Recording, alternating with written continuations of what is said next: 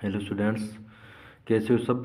आपका स्वागत है हमारे यूट्यूब चैनल पर। मैं रजनीश कुमार और आज हम एटॉमिक स्ट्रक्चर को आगे बढ़ाते हुए अध्ययन करेंगे। लास्ट लेक्चर के अंदर मैंने रदरफोर्ड का परमाणु मॉडल समझाया था आपको, जिसका नाम था अल्फा प्रकीर्णन प्रयोग। क्या नाम था? अल्फा प्रकीर्णन प्रयोग। उसके अंदर हमने क्या किया था? अल्फा कणों का यूज किया था। अल्फा कण क्या होते हैं? 2 हीलियम 4 और +2 चार्ज होता है। हमने प्रयोग किया था, क्या प्रयोग किया था? परमाणु लिया, इसके बाद जिंक सल्फाइड का पर्दा लगाया, अल्फा कणों की बौछार की, तो अधिकांश सीधे निकल जाते हैं और कुछ मुड़ जाते हैं और 20,000 कणों में से एक कण वापस उसी पथ पर वापस आ जाता है। तो इससे एक बात सिद्ध हो गई भी, परमाणु का अधिकांश भाग क्या होता है? खोखला होता है। और ये प्लस चार्ज है और ये प्लस चार्ज है, प्लस प्लस को क्या करता है? प्रतिकर्षित करता है। तो मतलब बीच में क्या होता है? धनावेश होता है। परमाणु का समस्त जो भाग होता है, भार होता है या धनावेशित भाग होता है, वो मध्य में केंद्रित होता है, जिसे हम क्या कहते हैं? नाभिक कहते हैं। क्या कहते हैं? नाभिक। नाभिक का आकार बताया था 10⁻⁻15 मीटर। परमाणु का आकार बताया था 10⁻−10 मीटर। जो पन्नी ली थी वो हमने ली थी 100 नैनोमीटर ली थी। कितनी ली थी? 100 नैनोमीटर ली थी। किसकी थी? ये थी ओरम की, सोने की, या इसको कहते हैं 10⁻⁻7 मीटर। ठीक है, तो ये पन्नी होगी। जिंक सल्फाइड का हमने पर्दा लिया था। ये हमें कुछ बातें ध्यान रखनी थी। रदरफोर्ड ने और क्या बताया था? रदरफोर्ड ने ये बताया भी इलेक्ट्रॉन होते हैं जो, वो छोटी छोटी कक्षाओं में क्या करते हैं? चक्कर लगाते हैं वर्ताकार पथ में। जो इलेक्ट्रॉन होते हैं वो वर्ताकार पथ में चक्कर लगाते हैं और जितना धनावेश होता है उसकी बराबर मात्रा में इलेक्ट्रॉन होते हैं। जितना धनावेश होता है उतना ही बराबर मात्रा में इलेक्ट्रॉन होता है। इसीलिए ये परमाणु क्या होता है? विद्युत उदासीन होता है। क्या होता है? विद्युत उदासीन होता है। वर्ताकार पथ में चक्कर लगाता है, जिसे हम क्या कहते हैं? कक्षा कहते हैं या कोष कहते हैं, कक्ष कहते हैं। और नाभिक और इलेक्ट्रॉन के बीच के अंदर कौन सा बल लगता है? विद्युत आकर्षण बल लगता है। कौन सा बल लगेगा?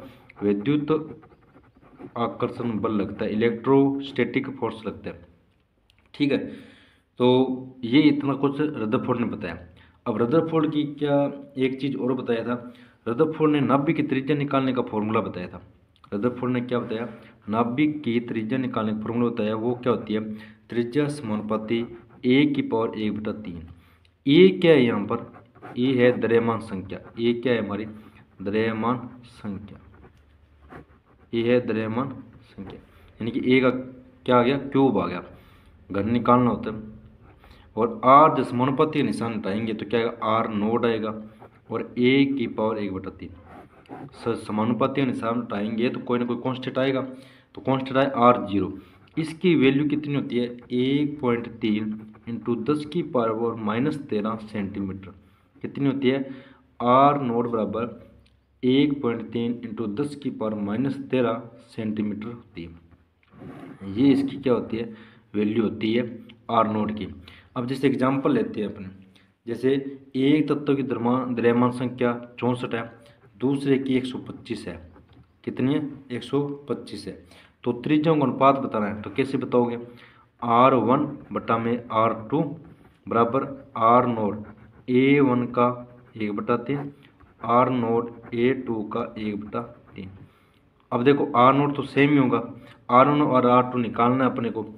अब A1 और A2 की जगह हमें क्या रखना है? वैल्यू पुट करनी है। तो देखिए हम वैल्यू पुट करेंगे तो यहाँ 64, यहाँ 125 और इसका 1/3 करेंगे तो कितना आएगा?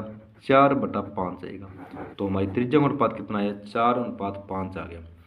तो ये नाभिक की त्रिज्या निकालने का हमें फॉर्मूला बताया, ये हमें ध्यान रखना है। अब इस सिद्धांत की कुछ क्या रही? कमियां रही। तो वो क्या कमियां रही वो हमें देखनी है। दो कमियां रही। दो कमियां कौन कौन सी रही? देखिए, जब वर्ताकार पथ पर इलेक्ट्रॉन चक्कर लगाता है, जब वर्ताकार पथ पर इलेक्ट्रॉन चक्कर लगाता है तो ऊर्जा की हानि करता है। क्या करता है? ऊर्जा की हानि करता है, क्योंकि ये कहते हैं EMW होता है। सबसे पहले मैक्सवेल ने इसके बारे में बताया था। मैक्सवेल ने क्या बताया था? वे जब भी कोई इलेक्ट्रॉन या कण पार्टिकल वर्ताकार पथ में चक्कर लगाता है तो ऊर्जा की हानि करता है। तो उसके अकॉर्डिंग ऊर्जा की हानि होती है तो जब दूसरा चक्कर लगाएगा तो अंदर की तरफ आ जाना चाहिए। और लास्ट में करते करते वो अंतिम में नाभिक में समा जाना चाहिए, लेकिन ऐसा नहीं होता। ठीक है, भी जो रदरफोर्ड ने बताया था, तो रदरफोर्ड ने बताया इलेक्ट्रॉन चक्कर लगाते हैं, और मैक्सवेल ने बताया भी जब इलेक्ट्रॉन चक्कर लगाता है ऊर्जा की हानि करता है। तो अब ऊर्जा की हानि करता है तो इस तरीके से नाभिक के अंदर इलेक्ट्रॉन को समा जाना चाहिए, लेकिन ऐसा नहीं होता। तो इस चीज़ की व्याख्या कौन नहीं कर पाया? रदरफोर्ड नहीं कर पाया, यानी कि इलेक्ट्रॉन के स्थायित्व के बारे में कौन नहीं बता पाया? रदरफोर्ड नहीं बता पाया। ये इसकी एक कमी थी। सेकेंड वन कौन सी थी? इन्होंने बताया जो परमाणु का स्पेक्ट्रम होता है ना वो सतत होता है। इसके अकॉर्डिंग, रदरफोर्ड के अकॉर्डिंग, जो परमाणु का स्पेक्ट्रम होता है वो सतत होता है, ये लीजिए, लेकिन ऐसा नहीं होता। असल के अंदर, रियल के अंदर क्या होता है, जो स्पेक्ट्रम होता है वो असतत होता है। इससे आता है रेखीय, रेखीय बोल दो, लीनियर बोल दो, या असतत बोल दो। तो रियल के अंदर जो स्पेक्ट्रम होता है वो कैसा प्राप्त होना चाहिए? रेखीय या असतत स्पेक्ट्रम प्राप्त होना चाहिए। लेकिन रदरफोर्ड के अकॉर्डिंग कैसा स्पेक्ट्रम प्राप्त होता है? सतत। तो इसकी व्याख्या भी रदरफोर्ड नहीं कर पाया। तो ये हमारा था रदरफोर्ड का परमाणु मॉडल। नेक्स्ट वन हम क्या पढ़ेंगे? नील्स बोर का परमाणु मॉडल पढ़ेंगे, उसका अध्ययन करेंगे। तो चलिए अब स्टार्ट करते हैं अपने नील्स बोर का परमाणु मॉडल। नील बोहर, कोई बोर भी लिखता है, कई जगह बोर लिखा होता है, कई जगह बोहर लिखा होता है। तो नील्स बोर का हमें परमाणु प्रतिरूप पढ़ना है। नील्स बोर ने क्या बताया कि इलेक्ट्रॉन होते हैं ना वो अचल तथा स्थायी वर्तक कक्षा में चक्कर लगाते हैं। देखिए ये नाभिक है, ये कक्षा है, इलेक्ट्रॉन। इन्होंने ये बताया भी जो इलेक्ट्रॉन होता है वो नाभिक के चारों ओर अचल तथा स्थायी वर्ताकार कक्षा में चक्कर लगाते हैं। अचल तथा स्थायी वर्ताकार कक्षा में चक्कर लगाते हैं इलेक्ट्रॉन। इन वर्ताकार कक्षाओं को हम क्या कहते हैं? कोश कहते हैं। क्या कहते हैं? कोश, यानी कि सेल। कक्ष मतलब, कक्षा मतलब ऑर्बिट। और बोहर ने क्या नाम दिया? ऊर्जा स्तर। इन सभी कक्षाओं को क्या नाम दिया? Energy level. क्या नाम दिया? Energy levels. ऊर्जा स्तर में चक्कर लगाते हैं, और इनका इन्होंने नाम दे दिया। क्या दे दिया? n बराबर, अगर 1 हो, 2 हो, 3 हो, 4 हो तो 1 हो तो k, और 2 हो तो l, 3 हो तो m, और 4 हो तो n। इनका कोई मीनिंग नहीं है k, l, m का। इन्होंने बस हाइपोथेटिकल जो दी अवधारणा दे दी भी। अगर पहली कक्षा n बराबर 1 तो उसका नाम k है, अगर इसके ऊपर दूसरी कक्षा आएगी तो l है, तीसरी कक्षा आएगी तो m है, और चौथी आएगी तो n है। तो इन्होंने हाइपोथेटिकल नाम दे दिए k, l, m, और ये ऊर्जा स्तर होते हैं। ठीक है, तो इन्होंने दे दिया। और जो ये सिद्धांत है, जो नील्स बोर का जो परमाणु प्रतिरूप दिया गया है, ये हमारे प्लांक के क्वांटम सिद्धांत पर ही दिया गया है। अभी पता लग जाएगा भी कैसे दिया। ठीक है, नेक्स्ट पॉइंट आता है हमारा, नील्स बोर ने बताया जैसे ये पहली कक्षा है, ये दूसरी है, ये तीसरी है। इस कक्षा के अंदर इलेक्ट्रॉन चक्कर लगा रहा है ना, इस इलेक्ट्रॉन चक्कर लगा रहा है, तो इसके अंदर न तो ऊर्जा की यानी कि उत्सर्जन होगा, ना अवशोषण होगा। लेकिन जब इलेक्ट्रॉन निम्न लेवल से उच्च लेवल में जाएगा, यानी कि निम्न कक्षा से उच्च कक्षा में जाएगा, तो ऊर्जा का क्या करता है? अवशोषण करता है। क्या करता है? ऊर्जा का अवशोषण करता है। अगर इलेक्ट्रॉन उच्च कक्षा से निम्न कक्षा में जाएगा तो ऊर्जा क्या करता है? उत्सर्जन करता है। क्या होगा? जब इलेक्ट्रॉन, जैसे मैं इसे n1 मान लेता हूँ, n2 मान लेता हूँ, n3 मान लेता हूँ, n2 से n3 में जाएगा तो अवशोषण, और n2 से n1 में आएगा तो उत्सर्जन।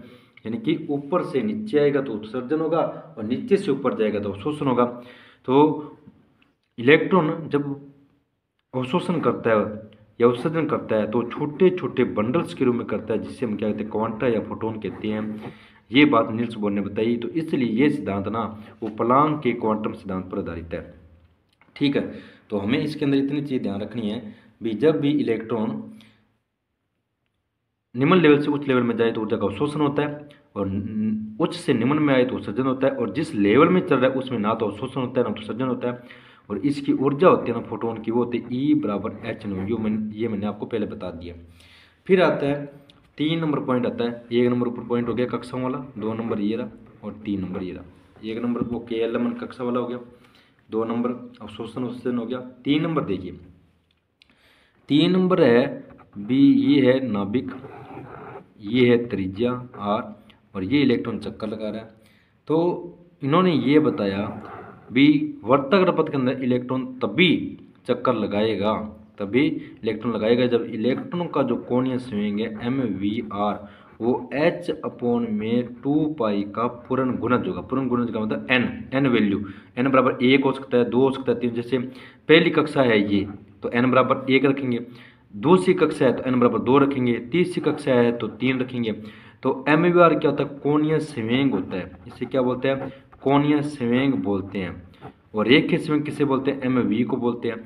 तो देखिए इलेक्ट्रॉन तब भी चक्कर लगाएगा जब उसका कोणीय संवेग एच अपॉन में 2 पाई का पूर्ण गुणज होता है। ये इन्होंने दूसरी अवधारणा दी थी, ठीक है, तभी चक्कर लगा पाएगा, ठीक, इसका पूर्ण गुणज होना चाहिए। ये थी तीसरा पॉइंट। चौथा पॉइंट देखिए, चौथा पॉइंट इन्होंने क्या बताया, लास्ट पॉइंट है। चौथा बताया भी जब भी नाभिक के चारों इलेक्ट्रॉन चक्कर लगाता है तो 2 बल काम करते हैं इलेक्ट्रॉन पर, एक तो बाहर की तरफ, एक अंदर की तरफ। जो बाहर की तरफ काम करता है उसे हम बोलते हैं अपकेंद्री बल, क्या बोलते हैं, अपकेंद्री बल। और जो अंदर की तरफ काम करता है उसे हम क्या कहते हैं, अभिकेंद्रीय बल, क्या बोलते हैं, अभिकेंद्रीय बल, सेंट्रीपिटल और सेंट्रीफ्यूगल, ठीक है। ये अपकेंद्रीय बल, ये अभिकेंद्रीय बल। जब भी इलेक्ट्रॉन चक्कर लगाएगा तो इसमें 2 बल काम करते हैं, बाहर की तरफ अपकेंद्रीय बल, अंदर की तरफ अभिकेंद्रीय बल, ठीक है। बाहर की तरफ काम करता है अपकेंद्रीय, अंदर की तरफ काम करता है अभिकेंद्रीय बल। और इससे हम क्या बोलते हैं, कूलॉम बल बोलते हैं। अभिकेंद्रीय बल को हम क्या बोलते हैं, कूलॉम बल बोलते हैं। जो अपकेंद्रीय बल लग रहा है उसकी वैल्यू होती है एम वी स्क्वायर बटा में आर। एम द्रव्यमान है, वी वेग है और आर त्रिज्या है। जो अभिकेंद्रीय बल होता है या कूलॉम बल होता है वो आपने देखा होगा के जेड ई स्क्वायर बटा में आर। देखो हम पृथ्वी के अंदर क्या लगता है, गुरुत्वाकर्षण बल लगता है, ये क्या कूलॉम बल है। 2 आवेश है ना, ये पॉजिटिव हो गया, ये नेगेटिव हो गया, तो ये 2 आवेश है। तो 2 आवेशों के बीच में कूलॉम बल लगेगा तो के जेड स्क्वायर बटा में आर। जेड क्या परमाणु क्रमांक, ई क्या इलेक्ट्रॉन का आवेश, आर त्रिज्या, के क्या स्थिरांक है जिसकी सीजीएस के अंदर कितनी वैल्यू होती है, 1 मानते हैं, तो हम के को हटा देते हैं, सीधा लिखते हैं जेड स्क्वायर बटा में आर। तो नील्स बोर ने क्या बताया भी जब ये दोनों बल आपस में संतुलित होते हैं ना तब इलेक्ट्रॉन का स्थायित्व बना रहता है। देखो रदरफोर्ड की कमी था ना, वो इलेक्ट्रॉन के स्थायित्व को नहीं बताया, इन्होंने बताया भी इलेक्ट्रॉन का स्थायित्व क्यों होता है। इलेक्ट्रॉन का स्थायित्व क्यों होता है, क्योंकि ये दोनों बल आपस में संतुलित होते हैं, यानी कि बराबर होते हैं। अपकेंद्री बराबर अभिकेंद्री बल, तो एम वी स्क्वायर बटा में आर बराबर जेड ई स्क्वायर बटा में आर, ठीक है, आर स्क्वायर आएगा, यहाँ पर आपको नाम का बल पड़ा है आर स्क्वायर। और इसको कट कर दे, आर से आर गया तो क्या आएगा, एम वी स्क्वायर बराबर जेड ई स्क्वायर बटा में आर। तो ये दोनों बल आपस में संतुलित होते हैं तब जाके इलेक्ट्रॉन का स्थायित्व बना रहता है। तो ये बताई इन्होंने अवधारणाएं, 4 अवधारणाएं बता दी। एक तो बताया अपकेंद्रीय बल और अभिकेंद्रीय बल बराबर, दूसरा बताया कोणीय संवेग होता है वो एन एच अपॉन 2 पाई होता है, तीसरा बताया अवशोषण उत्सर्जन फोटोन के रूप में होता है, और चौथा लास्ट वन जो बताया था वो बताया इलेक्ट्रॉन वर्ताकार कक्ष में चक्कर लगाते हैं जिन्हें नाम दिया गया के एल एम एन। अब इनकी कमियां देख लेते हैं, उसकी इन्होंने जो गणना की थी त्रिज्या की, वेग की, और जो हम उसकी गणना करेंगे नेक्स्ट लेक्चर में। और अभी हम क्या पढ़ेंगे, इसकी कमियां और पढ़ लेते हैं। उसकी 2-4 कमियां रही थी, तो कमियां कौन कौन सी रही, ये जो कमियां पढ़ेंगे अपने, जो प्रयोग किया नील्स बोर ने, ये एकल इलेक्ट्रॉन तंत्र पर किया। किस पर किया, एकल इलेक्ट्रॉन तंत्र पर किया, हाइड्रोजन पर। क्यों, हाइड्रोजन के अंदर एक इलेक्ट्रॉन होता है। तो ये जो है प्रैक्टिकल है, ये किस पर लागू होता है, एकल इलेक्ट्रॉन तंत्र पर लागू होता है। जैसे hydrogen, helium plus, lithium plus 2, ये बहु इलेक्ट्रॉन तंत्र पर लागू नहीं होता, जैसे लिथियम हीलियम पर लागू नहीं होता, ठीक है। जो दूसरा पॉइंट है वो है परमाणु का स्थायित्व उसने नहीं समझा पाया, समर्थ नहीं हुआ। ये तो बताया इलेक्ट्रॉन का स्थायित्व, ये तो बताया इलेक्ट्रॉन का स्थायित्व, ये परमाणु का स्थायित्व नहीं बता पाया। परमाणु के स्थायित्व को बताने में असमर्थ रहा। क्यों रहा, क्योंकि उन्होंने कहा भी इतने छोटे से नाभिक के अंदर 10⁻⁻15 के अंदर यूरेनियम जैसे बड़े परमाणु का जो सारे प्रोटॉन है वो उसके अंदर कैसे समाहित रहते हैं। यूरेनियम देखो कितना बड़ा परमाणु है, कितने नंबर पर आता है, 92 पर आता है। तो उसके जितने 92 प्रोटॉन होते हैं वो उसके अंदर कितने कैसे समाते हैं। तो इसकी व्याख्या परमाणु स्थायित्व तो कौन नहीं बता पाया, नील्स बोर नहीं बता पाया। फिर जो 3 नंबर पॉइंट है, जो स्पेक्ट्रल लाइंस होती है उनकी तीव्रता के बारे में नहीं बताया। अभी हम हाइड्रोजन का स्पेक्ट्रम पढ़ेंगे तो उसके अंदर लाइमन, बामर, पासन जो स्पेक्ट्रल लाइनें बनती है उनकी जो तीव्रता होती है ना, उन तीव्रता की व्याख्या नहीं कर पाया। जैसे बामर श्रेणी है, लाइमन श्रेणी है, उनके अंदर उसकी व्याख्या नहीं कर पाया। तो ये क्या है, इसकी कमी थी तीसरी। और लास्ट वन इसकी कमी क्या थी, लास्ट वन थी अगर हम हाइड्रोजन स्पेक्ट्रम की कोई एक स्पेक्ट्रमी रेखा को अगर हम चुंबकीय क्षेत्र के मध्य रख दें, एक स्पेक्ट्रमी रेखा को, और एक स्पेक्ट्रमी रेखा को हम क्या रख दें, विद्युत क्षेत्र में रख दें। ये लीजिए, ये एक स्पेक्ट्रमी रेखा है, चुंबकीय क्षेत्र है, तो ये क्या होता है, इसका विपाटन हो जाता है बहुत सारे स्पेक्ट्रमी रेखाओं में। इसी तरीके से विद्युत क्षेत्र के अंदर ये माइनस चार्ज, ये पॉजिटिव चार्ज, ये स्पेक्ट्रमी रेखा, उसमें भी इसका क्या हो जाता है, विपाटन हो जाता है। जब स्पेक्ट्रमी रेखा का चुंबकीय क्षेत्र के अंदर विपाटन हो तब उसे हम कहते हैं जीमान प्रभाव कहते हैं। क्या कहते हैं, जीमान इफेक्ट कहते हैं। और जब विद्युत क्षेत्र के अंदर स्पेक्ट्रम रेखा का विपाटन हो जाए तो इससे हम बोलते हैं स्टार्क इफेक्ट। क्या बोलते हैं, स्टार्क प्रभाव बोलते हैं। तो जो नील्स बोर था वो न तो जीमान प्रभाव की व्याख्या कर पाया, ना स्टार्क प्रभाव की व्याख्या कर पाया। तो इसकी कितनी कमी होगी, 4। पहला तो एकल इलेक्ट्रॉन तंत्र पर लागू होता है, बहु इलेक्ट्रॉन तंत्र पर लागू नहीं होता। दूसरी कमी थी परमाणु के स्थायित्व को नहीं समझा पाया। तीसरी थी स्पेक्ट्रम लाइनिंग्स की तीव्रता नहीं बता पाया। और चौथा था जीमान प्रभाव स्टार्क प्रभाव की व्याख्या नहीं कर पाया। तो ये इसकी 4 कमियां थी, 4 ये उदाहरणें थी। अब हम नेक्स्ट लेक्चर के अंदर जो परमाणु की त्रिज्या, परमाणु का वेग और इलेक्ट्रॉन का वेग और इलेक्ट्रॉन की ऊर्जा निकालना सीखेंगे। ये भी नील्स बोर की इच्छाइयाँ थी, उन्होंने बताया था इनकी, इन चीज़ के बारे में बताया। तो उम्मीद करता हूँ लेक्चर आपको बिल्कुल समझ में आया। कोई डाउट हो तो कमेंट करके पूछिए। वीडियो को लाइक कीजिए, शेयर कीजिए। धन्यवाद।